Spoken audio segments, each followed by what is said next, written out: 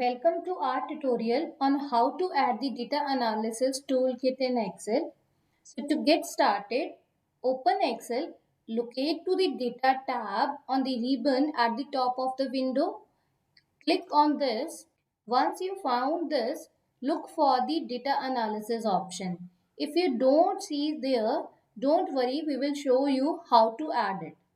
So if the data analysis is not visible in your menu, you will need to enable it by adding the Data Analysis ToolPak add-in. To add Analysis ToolPak, click on File, then select More, then select Option for the menu. In the Excel option diagonal box, click on the add-ins, that is on the left hand side. At the bottom of the window, you will see a drop-down menu labeled Manage. Select Excel add-in and then click Go.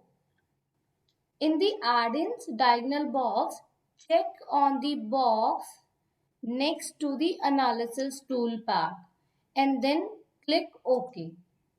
With this, Excel will now add the Analysis ToolPak to your menu. Now, when you go back to the Data tab, you should see the Data Analysis option is available. And there you have it.